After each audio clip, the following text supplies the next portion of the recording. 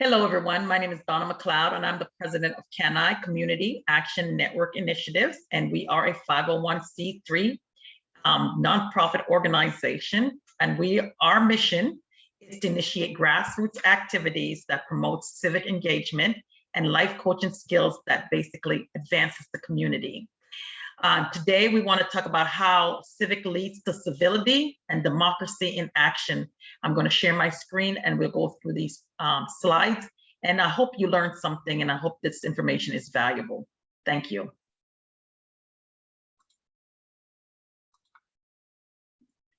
Okay, so like I said, the civics leads to civility, democracy in action. On our first slide, we're going to talk about civics. Civics relates to behavior affecting other citizens and residents. We truly are in this together. What we do impacts others, so we must be mindful of our actions and our deeds. Since we are all in this together, there must be a way for us to be heard. Our system of government must ensure that eligible members of our cities, our counties, and our states have the ability to vote, to elect our representatives. An optimistic view of good government is that it is attentive, responsive, responsible, and concerns itself with accomplishing the greatest possible common good. We, the people, must be provided to withhold or consent to be governed. So let's talk about what our country is. Our country is a republic. That means that it requires that all of us participate in order for it to work. We are a republic. And in order to let this republic be successful, we use representative democracy, and that we achieve with our vote. The United States Constitution is the supreme law of the country. No one is above the law. This is a government of the people, by the people, and for the people, as Abraham Lincoln said in his Gettysburg Address. We also have a constitution that was written at a time where not everybody was included. Of course, we know that people of African descent were enslaved at the time of the written document, the Constitution was written. And so as a matter of resolving or making things a little bit better, and that's what we're trying to do, make this a more perfect union. There was 27 amendments to the Constitution. And these amendments are laid out. And what I want to do is talk about a few of them. There are 27, so you can certainly go back and look at all 27 constitutional amendments. The first one is the biggest, of course, which is the right for free speech, press, assembly, petition, and religious freedom. So you can practice any religion or not practice any religion at all. The Second Amendment, of course, is the right to bear arms. And I think it's important for us to abide by the amendments that are here, but we also should make sure that we are responsible about every right that we have. The next one I would like to look at is Amendment number 4, which guards against unreasonable seizures and searches. And again, no one should be just subjected to police officers coming in and just searching your place. You want to make sure you have the right, and you can basically say you cannot, unless they have a warrant, they cannot just search and seize your property. The next one I want to look in, let's go down to Amendment number 13, which abolished and prohibits slavery. Again, when we spoke earlier, I talked about the fact that African descendants were enslaved. And so this particular amendment ended slavery and caused those human beings to be free, bodily free from slavery. And then we want to talk about the 15th Amendment. The US cannot prevent a person from voting because of race, color, or creed. And of course, we know that that amendment got violated in the 60s, actually right after it was probably written, because there were criteria in several states that said that you couldn't vote unless you knew how many jars, jelly beans were in a jar, or how many bubbles were on a soap bar. And as a result, we had the Voting Rights Act of 1965. And we're not going to talk a lot about the Voting Rights Act, but I just wanted everybody to know that the actual right to vote for people of color came in 1870. The next one I want to look at is the 19th Amendment, which gave women the right to vote. So again, there's another group of people that did not have the right to vote, and that was women. And so in the 19th Amendment, women got the right to vote. And I would also like to talk about the 26th Amendment, which gave the young people the right to vote at 18 years old. If you're 18 years of age and older, you are eligible to vote. Once again, 18 years of age and older, and you must be a citizen of the United States of America. I did want to talk, I don't know if we talked about, yeah, we talked about the 15th Amendment. And so there are a total of 27. So I spoke about a few of those. So you are more than welcome to go and look at some of the others that were amendment to the Constitution of the US. Civic and responsibility. It is our duty, our obligation, our responsibility. It is important that we have a sense of duty and a sense of obligation and a sense of responsibility to our country. And that means that the social force that binds us is to the courses of action demanded by that force. We must have that sense of duty to our children, for our children. Every right implies a responsibility. Every duty is an obligation, and every possession a duty. So again, I want to urge everyone to take that right seriously as a citizen or a resident of this country, that you have a responsibility in this country. And it's also our responsibility to obey the law. If you're called to jury duty, do it. Volunteer if you can.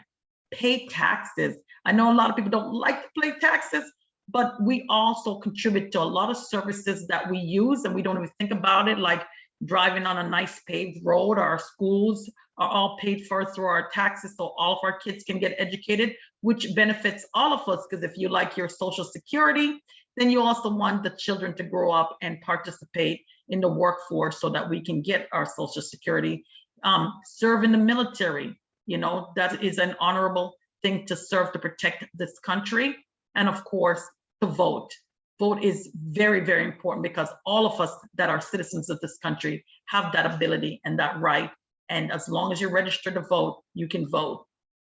Civic engagement. So first we talk about the responsibility. Now we talk about the action part, right?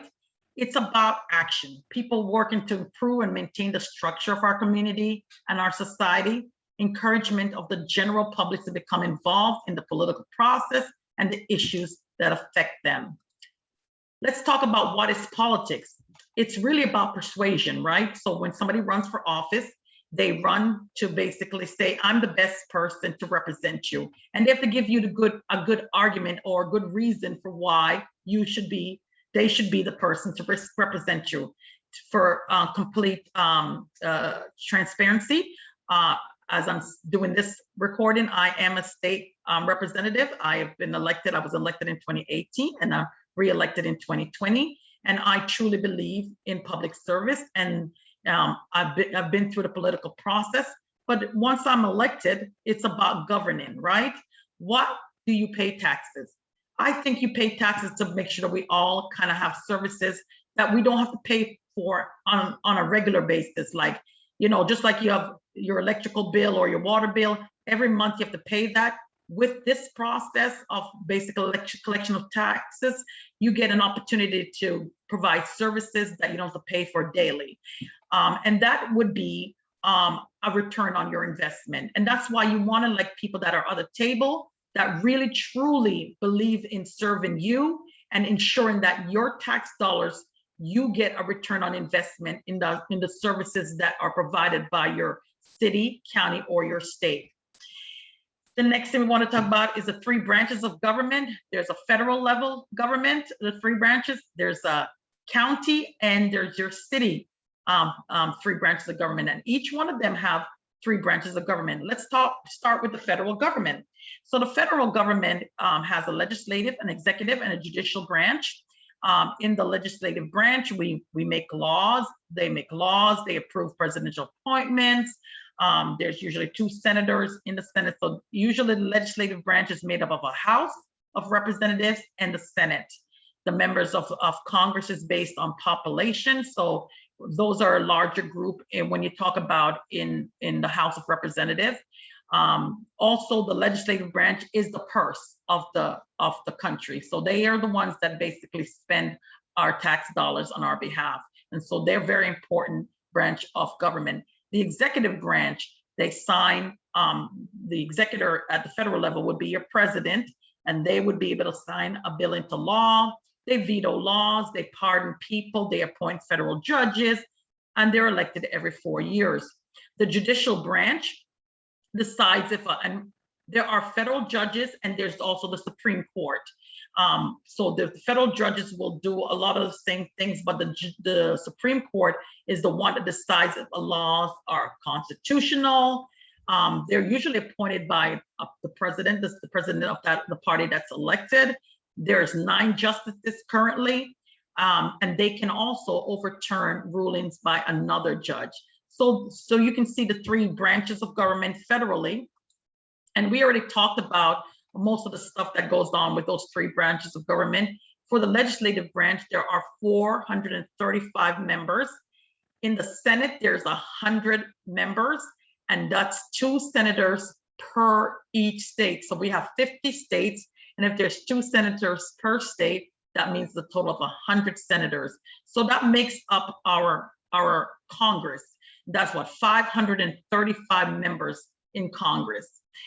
These people are all elected, and so that you have a say in these elections every year that they run, you get out there and vote, and so you get to have a say in that.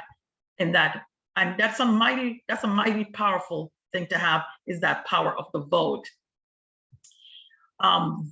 One thing we must say about the 3 branches, they are created to be separate but equal.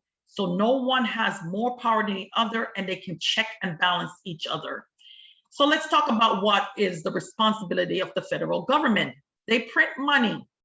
They can also declare war. They can create an army, and they can make treaties. So that's really kind of like the big responsibilities of the federal government. Each state pays tax dollars.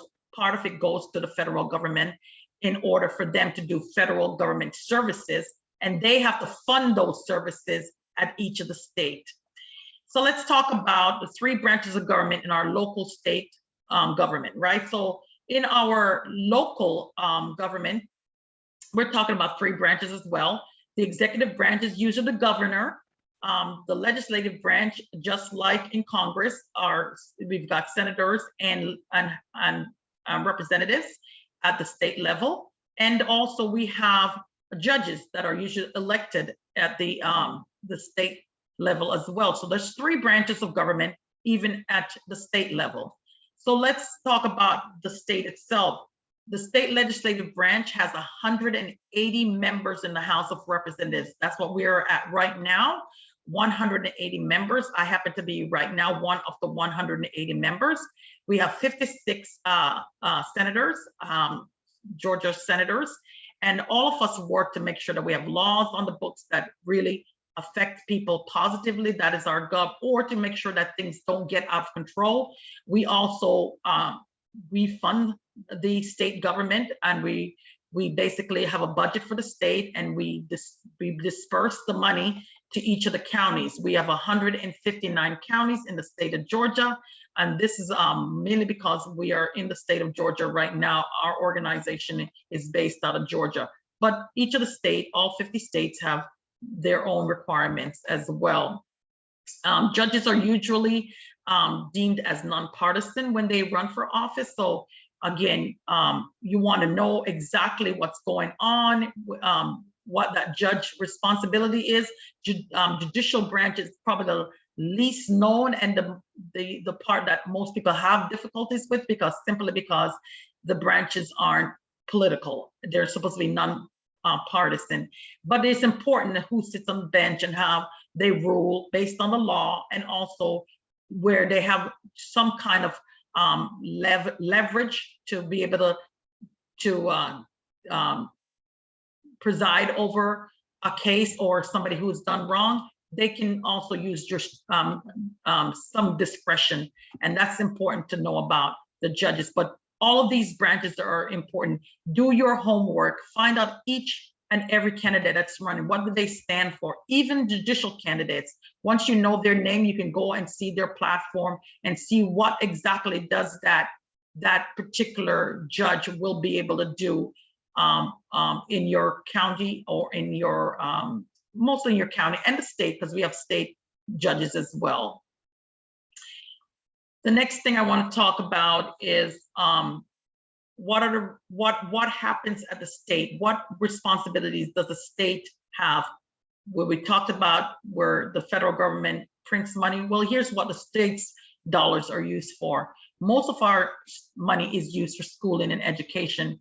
That's quite a large bit of our budget. That's like 56% of the budget in the state of Georgia is for schooling and education. Right now, we do have an issue with how we fund the formula that funds public schools. It is the last time it was revised was 1987. I'm actually pushing to get to look at the formulation so we can update that to reflect the changes that have happened in the state of Georgia.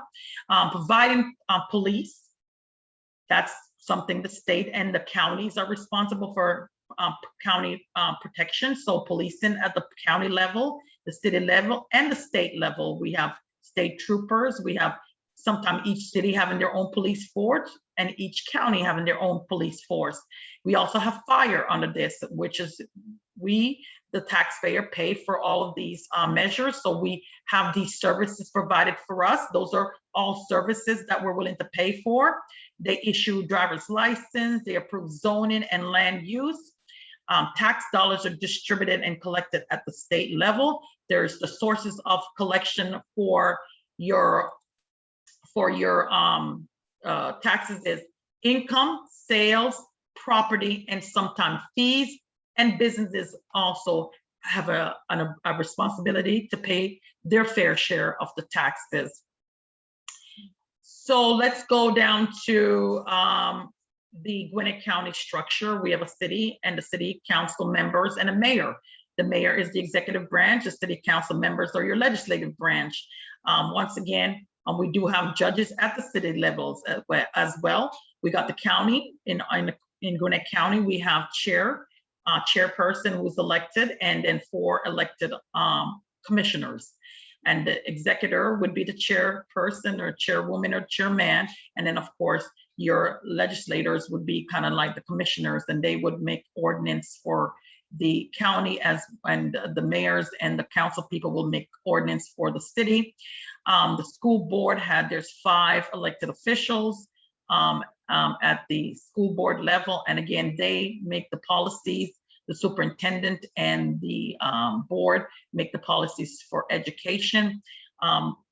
We're at over $1 billion that is collected at the county level, and each city also has their budget as well that they collect money within the city limits.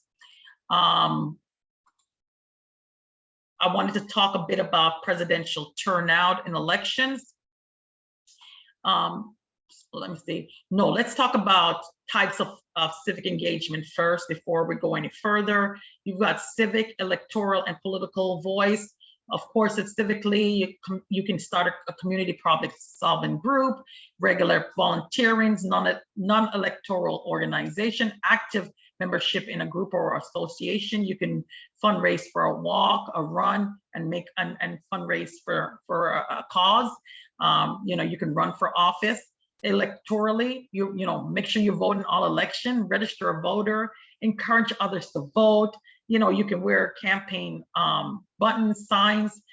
You can make a contribution. You can canvass for someone. You can volunteer as a candidate, political organization. Your political voice, that's the First Amendment. Your voice, you can speak up, you can go to a rally, you can make phone calls to your elected official, make sure that they know where you stand on an issue.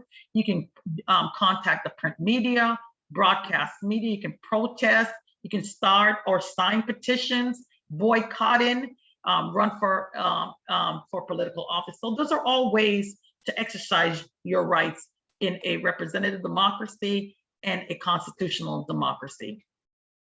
Let's talk about presidential elections turnout in the 21st century.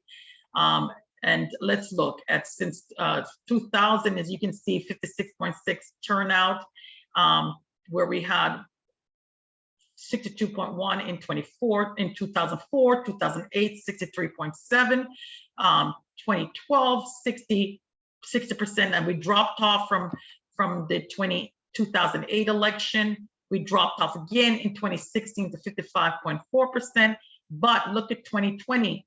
That's the highest turnout we've ever had in the history of voting. And we're still not at 100%. So we still got a ways to go. Even though we had a high turnout, it's still only 72% of people deciding how the rest of all of us will live. So that's why it's so important to participate. The midterm elections are not are even worse than the presidential election. And that's why it's so important for everybody to vote in every election. We should take every election seriously. And of course, when we talk about midterm election, it's midterm. So it's 2 years into the new president's office election. So every 2 years after a presidential election, we have midterm election. 2002, we had 37% turnout. 2006, 41.3% turnout. 2010, 40.9%.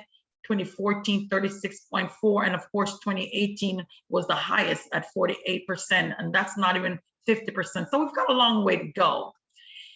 So how do we participate in our democracy? We talked about a few things. You can join a group, show your support for a political party. The Democratic Party is represented by the donkey. The Republican Party is represented by the elephant. Most Democratic people that vote Democratic use the color blue. Those who vote for the Republican Party use the color red. You can help with a campaign, run for office, write a newsletter. Call your senator and your representative. So there's a lot of things that you can do to participate. Why do we vote? You vote because you pay taxes, period. That's a big deal. You pay taxes. You want to actually make sure that your voice is being heard on how your money's being spent. The quality of your schools, is your roads paved, repairing potholes. Those are a lot of at the local level, affordable housing and quality housing. The caliber of your police and fire, types of businesses that come into your communities, forms of transportation in your community. Did you know that there is an election every year? And this year is no different. We have currently, if you live in the city limits, please go to mvp.sos.ga.gov, put in your first initial, your last name, and your date of birth, hit submit. At the bottom part of that page, you're going to see your name. All your information on voting will be there. If you go to the bottom of the page, you'll see print a precinct card.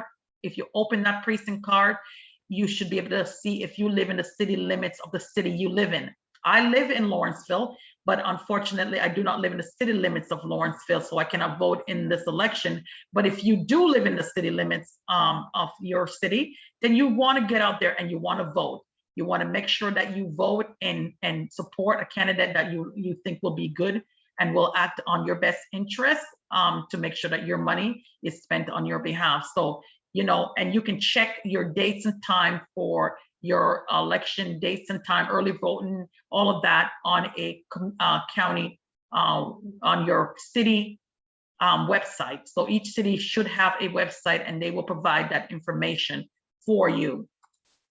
Make sure you're registered so you can vote. And that is so important. Get registered so you can vote. We want to say thank you for joining us. You can visit us at caniinc.org. And I wanted to just say one thing that I coined a long time ago. Acknowledge the most powerful gift you give to yourself, and that the vote is the most powerful gift we give to each other. So I want everyone to know that your power lies in your vote. And I want to thank you all for joining us today. I'm going to stop sharing my screen right now. And again, thank you. And I hope this was beneficial and that it provided information that you can use. I look forward to probably doing this in person next time. But right now, I thank you all for joining me and have a great, great day. Thank you so much.